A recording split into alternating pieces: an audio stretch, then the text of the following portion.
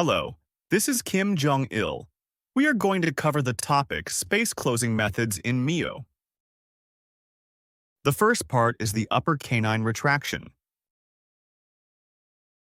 In the premolar extraction case, treatment will be performed as follows. 1. Initial alignment. 2. Space closure. 3. Finishing. At this time, the process of closing the extraction space consists of the upper canine retraction, lower and mass retraction, and upper anterior teeth retraction. The ways of closing are as follows. First, there is a sliding method, closing the space along the arch wire, and a loop method, closing the space by bending the loop. There are advantages and disadvantages to the sliding methods and loop methods. In the sliding mechanics, it is not necessary to bend the wire, so it enhances patient comfort. Patients would feel more comfortable. It doesn't take a long time to initially engage the wire. It would be better for patients. However, there will be some problems as follows. First, friction will occur. Second, it is still controversial for the optimum force level. The force will decrease as time goes by. There are some factors affecting the force. Also, by using elastics and springs, overactivation could occur. It is slower than loop mechanics. In the case of energy chain power chain, the color is likely to be changed when eating curry or any other foods. On the other hand, the merit for loop mechanics is no friction. Closure of the extraction space is much faster than sliding mechanics. The problems are as below. First, it's not easy to bend the wire. After wire bending, it is likely to be pressed by gingiva or mucosa. By applying loops, it is more difficult to maintain oral hygiene compared to sliding mechanics. According to the teeth movement, for closure of the extraction space of lower, sliding mechanics are generally used in the MEAW treatment. Because maxillary incisors are likely to be extruded and can be lingually inclined, we must use loop mechanics to close the space of upper. There are two methods to close the space. First, we can close the space by moving entire anterior teeth as one unit. In this case, it is called en masse retraction. The space can close with one phase. On the other hand, the space can be closed in two phases. In other words, because upper and lower canines are very strong teeth and the roots are very long,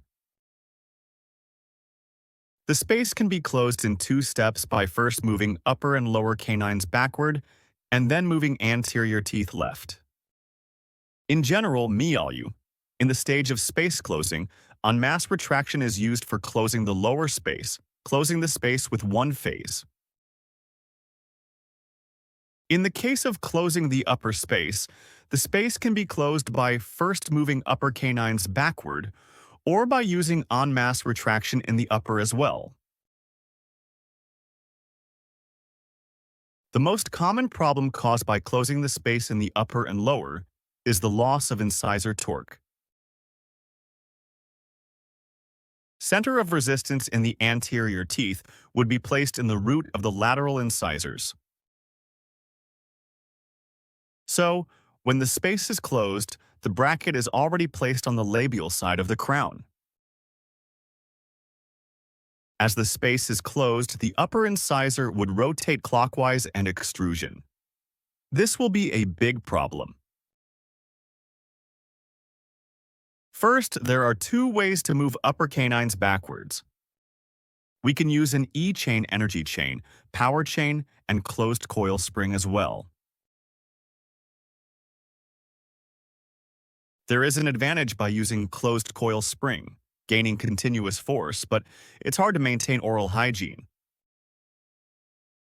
In the beginning, it would be good for patients, but a month later, you would realize that it's hard to control the oral hygiene because of food stuck to archwire and bracket. Of course, the energy chain is good for oral hygiene in the beginning. The problem, however, is that it would lose most of its energy in the next treatment. Each method has its own advantages and disadvantages. Therefore, I usually choose an energy chain closed type to move upper canines backwards. So, like this, an energy chain can move upper canines backwards. At this point, friction should be considered due to sliding mechanics. By considering friction, a little less or more of 200 grams or, if possible, lighter force should be applied.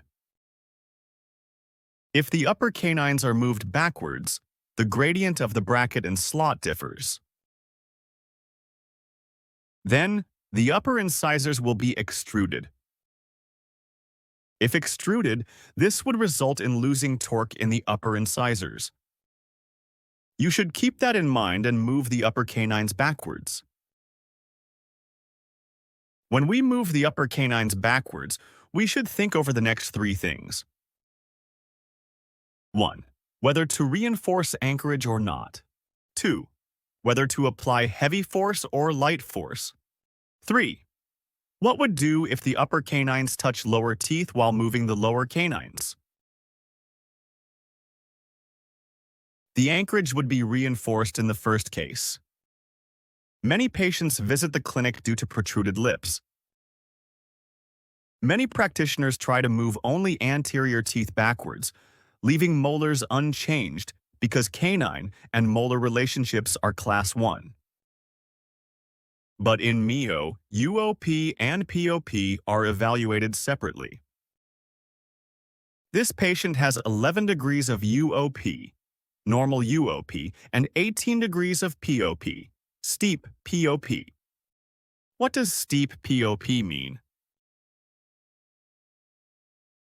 It means that lower teeth are inclined mesially.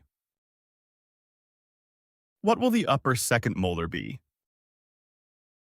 We can see the distally inclined upper second molar. Many tend to set the appliance to upper tooth number 7 like this due to protruded lips. This is because the greater root surfaces on the posterior teeth number 5,6 and 7 than those on the anterior teeth number 1, 2, and 3. The distance that anterior teeth move backwards is longer than the distance that molars move forward after first premolar extraction. What will happen if the appliance is attached to the upper second molar? There would be not only pros but also cons. While leveling or after leveling, the extraction space should be closed. What will happen to the upper incisors while leveling? If extruded like this, torque would be lost. While closing the space, if extruded, torque would be lost, and it could be worse. Therefore, many use mini screws. It is not easy to prevent loss and extrusion of the upper incisors, even though mini screws are used. What does this blue line mean? It is the midpoint of the upper first molars and incisor edge of the upper incisors. This is upper occlusal plane UOP. The UOP of this patient is normal. If the space is gradually closed while maintaining this normal UOP, upper anterior region would be more aesthetic. I do not recommend moving upper canines backwards from the upper second molars in the case of steep POP. It's better to close the space maintaining the upper occlusal plane, rather than reinforcing the anchorage. Many close the extraction space by applying an omega loop to maintain, reinforcing the anchorage. Of course, it is also possible However, it is needed to adjust on every visit. In the MEAW treatment, it is recommended to close the extraction space while maintaining the UOP. So, it's not preferable to attach the appliance to the upper second molars in the beginning stage of treatment. In summary, when the upper canines are moved backwards, it is not necessary to attach the appliance to the upper second molar. If necessary, mini screws and TPA can be used. So the extraction space should be closed like this. When the space is closed, we should change steep POP to be flattened. How should it be moved to make steep POP flat? In the case of the upper first molar, it should be moved forward and uprighted. How about lower first molar? It should be moved forward, uprighted, and intruded. Like this, it is recommended for the upper first molar to be moved a little forward. Do we have to use mini screws or not? It will be decided after covering the part of Anchorage, which will be mentioned later. Because it is allowed the upper first molar to be moved a little forward, I do not use mini screws or TPA except for special cases. It is likely to apply heavy force when closing the space due to the large size of upper canines. However, optimum force level in the upper canines is smaller than that in the upper first molar. This is because the root surface in the upper first molar is much wider than canines. Like this, black dotted line is the optimum force when the upper canines move backwards. What will happen if you apply heavy force? The upper first molar is more likely to move forward more than the upper canine's red dotted line. Of course, it is necessary for the upper first molar to move forward, but we don't have to do it on purpose. And it is recommended to apply light force if possible. There is malocclusion showing half class 2 and full class 2. In this case, the upper canines may touch the lower canines. Therefore, if upper canines are moved backwards, the upper canines may touch the lower canines,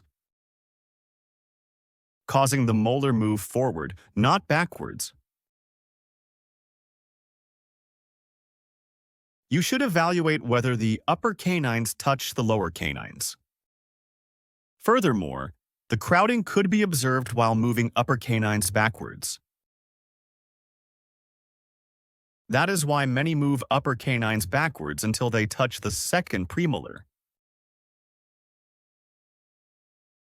It is recommended that the palatally displaced upper lateral incisors should be aligned after upper canines are moved to some degree. It would be preferable to move the upper canines after aligning. When eliminating occlusal force, we should check if we can place the bracket to the proper placement or not. And upper canines should be moved backwards properly. Crowding in the maxillary lateral incisors is often observed. In this case, by using open coil springs, the space can be secured and canines could be moved backwards. While doing this, it is recommended to attach and align on upper lateral incisor. However, if the appliance cannot be placed in the accurate position on upper lateral incisor, you should think of the solutions. There are 3 options that you can use. 1. To use anterior bite plate. 2. To attach the appliance after placing blue resin or composite resin on the upper or lower first molar region for eliminating occlusal force. 3. To eliminate occlusal force by using posterior bite block in the lower. The appliance that eliminates the occlusal force can be chosen according to the skeletal pattern. In the case of resin bonding, the only target tooth is intruded. For the short-term usage, composite resin is used only 1 to 2 months. For the longer-term usage, anterior bite plate, posterior bite block, and twin block is recommended. Anterior bite plate can be used in the case of low-angle deep bite, high combination factor, usually non-extraction case. In the case of premolar extraction, because the combination factor is low, use of the posterior bite block is recommended. If the posterior bite block is used, what will happen to the lower molars? The lower molars would be intruded and the lower incisors would be extruded. The occlusal plane turns counterclockwise. It is likely for the mandible to move forward. It would be a good sign for the Class 2 premolar extraction treatment. When moving upper canines backwards, we should refer to the three pictures following. First, in the case of attaching the appliance to the maxillary tooth, number 1, 2, 3, 5, and 6. I mentioned that the appliance is not placed in the tooth number 7. Second, if there is crowding in the area of the tooth number 2, the appliance is attached to the tooth number 1, 3, 5, and 6, but number 2. Third, the appliance is not attached to upper tooth number 1 and 2, but 3, 5, and 6. We should remember the three cases above. In the first case, if there is no crowding observed, the appliance is attached to tooth number 1, 2, 3, 5, and 6 like this. The center of resistance is in the lateral incisors. What will happen if the upper canines are moved backwards? The space will be closed, but the upper incisors would be extruded and turn clockwise.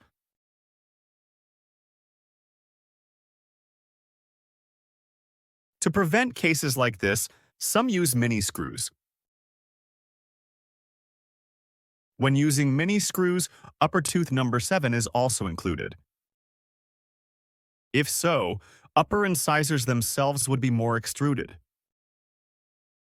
In the second case, if there is crowding in the upper, the appliance wouldn't be attached to the teeth with crowding. If attached, the upper incisors would be extruded. What will happen if an open coil spring is used instead of attaching bracket? The canines would move backwards and incisors would move forward. While doing this, if a power chain is used together with, the upper incisors wouldn't be extruded and can prevent the loss of torque. To achieve this, we don't have to attach the appliance to the upper lateral tooth with crowding in the beginning.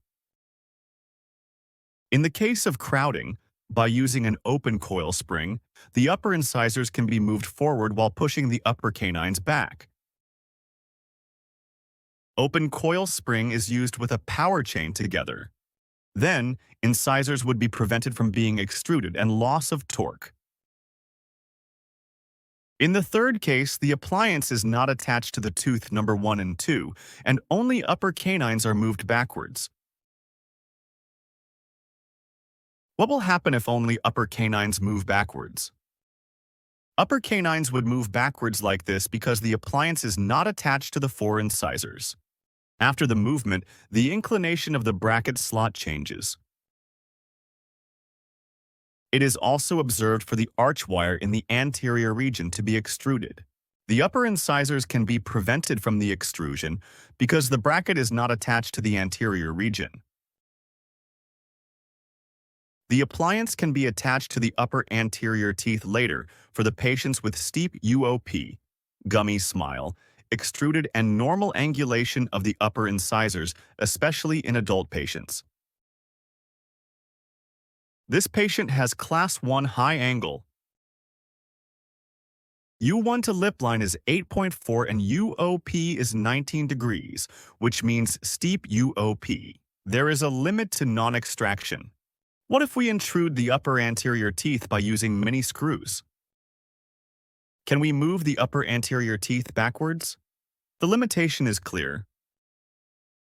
In this case, if the appliance is attached to the upper four incisors later, they would be intruded and moved backwards. The molars move a little forward, and the lower anterior teeth can be moved backwards. Then they can be moved, and it would become more aesthetic. When the upper canine is retracted, you attach a bracket on upper canines, second premolars, and first molars in the beginning. Initial arch wire would be 040 NETI.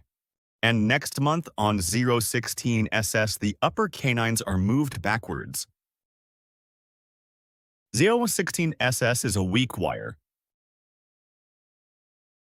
The space in the upper canines is not fully closed, and it becomes a class 1 canine relationship. And then, move the teeth by a half amount of the space and change the upper arch wire. It is called a combination loop. 01602 SS arch wire is used.